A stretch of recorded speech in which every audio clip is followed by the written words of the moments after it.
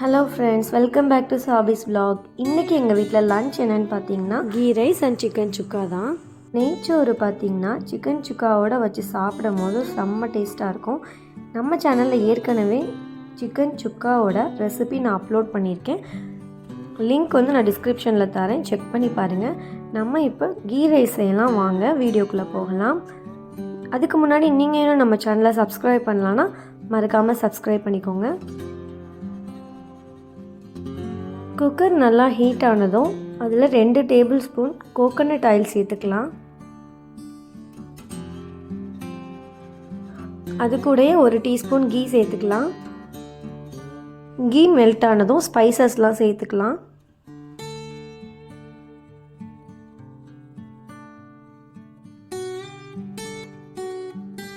ரெண்டு பெரிய வெங்காயத்தை தின்னா கட் பண்ணி இதில் சேர்த்துருக்கேன்.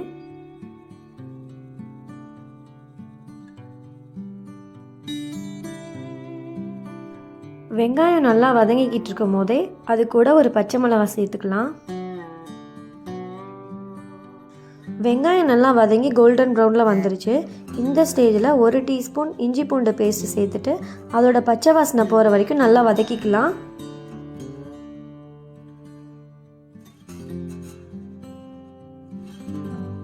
இஞ்சி பூண்டோட பச்சை வாசனை போனதுக்கப்புறம் அதில் 1 கப் புதினா சேர்த்துக்கலாம். நான் இன்றைக்கி சீரக சம்பா தான் எடுத்திருக்கேன். 1 கப் அரிசிக்கு 1.25 கப் தண்ணி சேர்க்கணும்.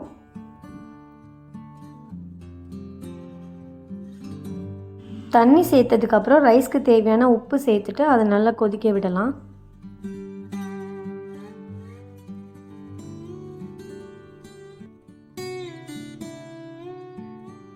தண்ணி நல்லா கொதிச்சிருச்சு.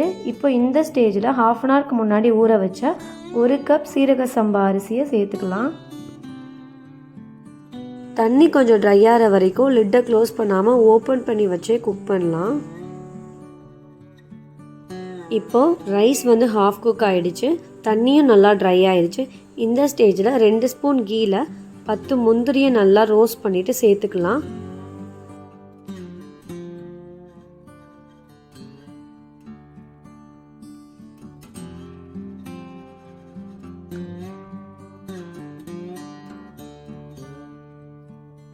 ஓரளவுக்கு ரைஸ் குக் ஆனதுக்கப்புறம் தம்மில் வைக்கணும். அதுக்காக அடியில் தோசைக்கல் வச்சுட்டு அதுக்கு மேலே குக்கரை வைக்கணும். லிட்டை நல்லா டைட்டாக க்ளோஸ் பண்ணிடலாம் விசில் போட்டுட்டு. 15 மினிட்ஸ்க்கு லோ ஃப்ளேமில் வைக்கணும்.